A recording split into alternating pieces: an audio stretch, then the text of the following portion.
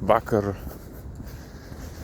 žodžiu, kadangi dar ten dylino su savo tam tikrais BPD šūdais, kaip maža ten savivertė ir baimė būti paliktam ir tokie dalykai, tai, žodžiu, po kelių metų pertraukos buvau prieš keletą savaičių pradėjęs bendrauti su viena mergina. Ir aišku, ten sena pažįstama. Ir mes esam turėję ten tam tikros romantinės istorijos, kur aš tik tais atsisakiau su ja draugauti. Tai žodžiu, pradėjom bendrauti ir aš jai ten vėl patikau, jai sukilo jausmai, sakiau, negalim. Ir tada kaip ir norėjo nutraukti bendravimą, bet po to toliau bendravo ir susitaikė, ir žodžiu, okei. Ir bendravom paprastai, aš jokių ten nedariau prikolų, jį irgi kaip ir nedarė. Tai va,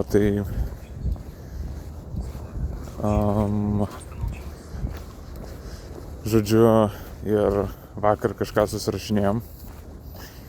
Ir aš ten pasakiau, papasakau, turiu ten dalykų, kažkokių vakar ten buvo biškį emocijos apėmusios. Ir jinai taip, vis kažką šnekėjom ir sako, aš ten, man netrukdo mūsų bendravimas. Ir aš taip, okei, man irgi netrukdo, man padeda tam tikras kontaktas su žmonėm, įdomiais žmonėm, susitikimai, ten pasivaikščiot kažkokie filosofavimai. Ir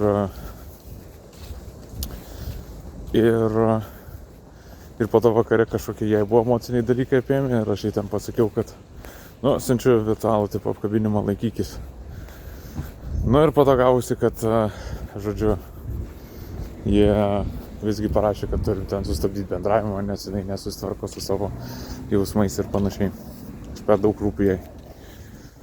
Tai kągi, teko, tos naujienos nebuvo lengvas priimti. Iš karto pajaučiau suspaudimą tokį šiek tiek akmenį krūtiniai pilve. Ir tuo metu buvau ten darbė, tai kažkaip raminau save, grįžau ten namo, kažkiek pabandžiau irgi dar nusiraminti. Aišku, panašu, dar buvau vaistų neišgėręs, panašu, kad tai vis tiek įtino man, nes miegojau vos 4 valandas. Ir sunkiai miegojau. Tai aišku, bandžiau iš DBT pratimų, dialektinės elgesio terapijos pratimų, tiesiog suprasti, kad dabar ten patiriu tai, kad patiriu vėl tą baimę, kad patiriu tokį nerimą didelį.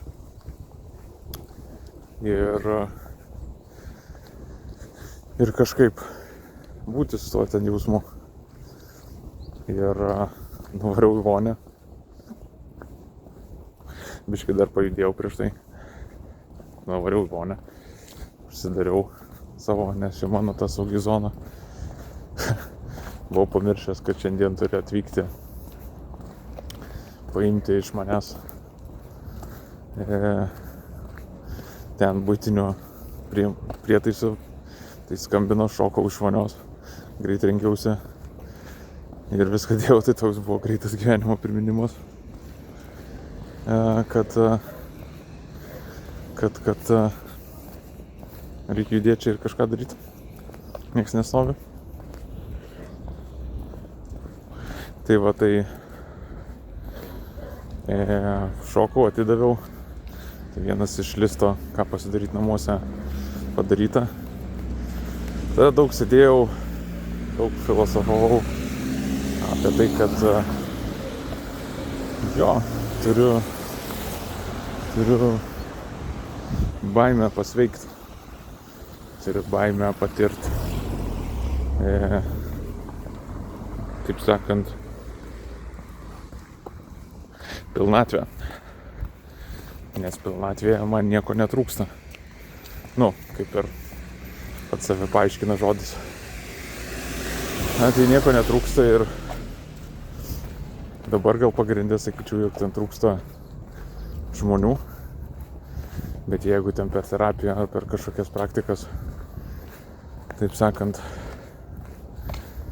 uncoverinsi, atidengsi tiesą, kad tavęs užtenka ir koks esi. Tai kodėl bijau? Nes esu įpratęs turbūt nemažą dalį sprendimų priimti ir veiklų, kurias užsiemu iš trūkumo arba iš nudylinimo su savo traumom, kad darai tą ar aną, kad tipo savo padėtum. Ir dabar tipo, jeigu nebereikia savo padėti, o viskas yra gerai kaip yra, tai ką tada daryti gyvenime? Ir atsimenu šitą, nežinau, psichologinė ar dvasinė patirtis buvo užėjus vasarą ir buvo tokia šiek tiek panika, kad tai ką dabar veikti gyvenime? Visi čia kažkur aplink lekia. Supranti, kad didžioji dalis šių operuoja būtent iš trūkumo kažkokio. Kažkas ant statuso, kažkam trūksta antros pusės, kad užpildytų. Kažkas užsikemša save darbais, kad negalvot. Kažkam reikia pinigų ir materialių daiktų. O man to nereikia.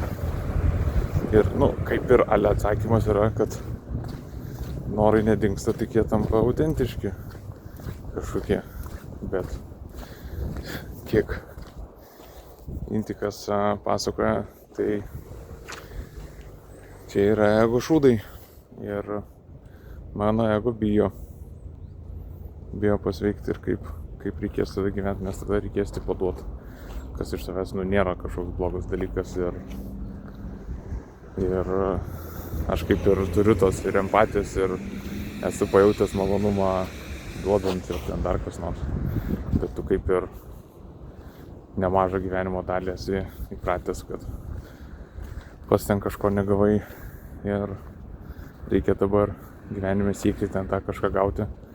O jeigu yra vidinė pilnatvė, tai nebėra nieko išoriai ką ten gauti. Ir nežinau, čia kaip ir ale iš vienos pusės skamba, kad tai labai transformuojantis procesas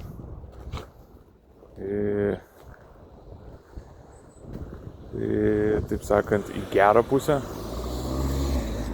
Iš kitos pusės toks nesuprantu, kaip kasdienybėj, tai turbūt kažkokia yra irgi mano skausmas yra visgi ten, arba mano trūkumai yra susijęs su kažkokiu ten identitetu viduje, su kažkokia ten tapatybė, kur jai nuolat ten trūksta ko nors ir gal ne tiek daug kiek kitiems, bet jinai, žodžiu, taip funkcionuoja.